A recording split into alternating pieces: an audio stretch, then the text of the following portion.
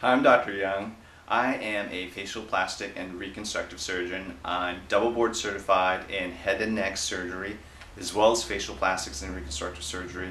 And in addition, I'm fellowship trained in facial plastics and reconstructive surgery. And that's all I do. I specialize in the face and neck.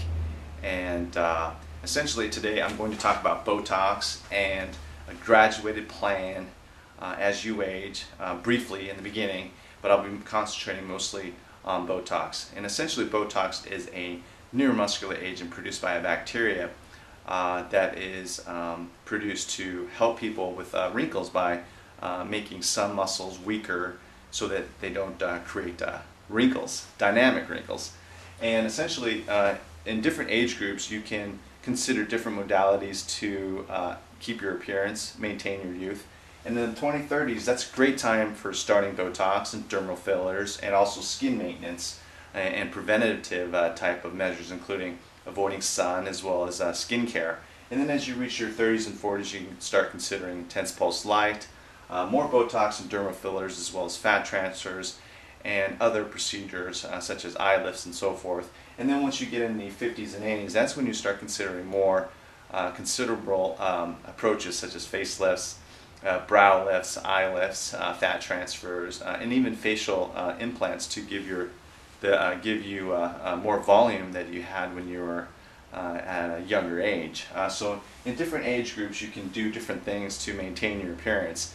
And Botox, again, is what I'm going to concentrate on today. It's a great product to make muscles weaker so that they don't create dynamic wrinkles. And it typically starts working at 4 days after your injections, and the maximal effect is approximately 2 weeks later. And typically it lasts anywhere from 3 to 4 months to up to 6 months. And the more you use Botox, the longer the effect is because your muscles are weaker. And that's typically if you continue doing that on a regular maintenance schedule. Now, the American Academy of Plastic Surgeons did a consensus recommendations to find out what most plastic surgeons advocate, and most say that you don't want to massage the area after you've injected it because you don't want to disperse the Botox in the areas you don't want. So definitely don't massage the area of injection. In terms of contractions, most surgeons believe you should contract the muscles in order to take up the Botox. And most surgeons don't limit your activity. They don't limit the ability to go to flying.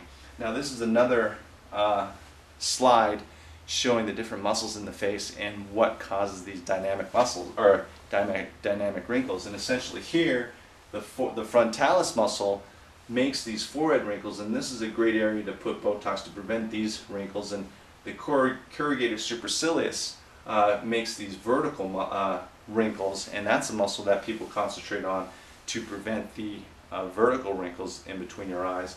And this procerus muscle here causes the horizontal lines across your brow, and that muscle can be weakened to prevent that contraction. I'll continue talking about different areas, but essentially in between the eyes is a really common area for Botox, and essentially I put anywhere from 20 units, and it can vary from 12 to 30 units in between the eyes, and it really depends on how strong your muscles are, and everybody's different.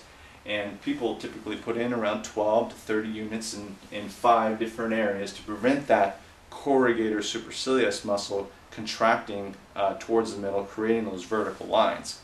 And in the forehead, typically people place anywhere from 8 to 40 units in the forehead in different areas. And essentially, I use 4 different shots.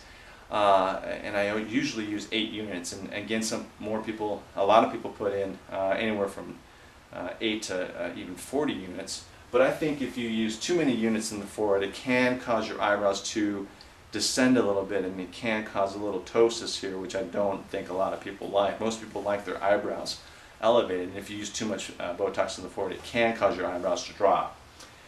Crow's feet is another really common area for Botox. That prevents these wrinkles radiating from your eyes, and it essentially weakens this eye muscle called the orbicularis oculi muscle.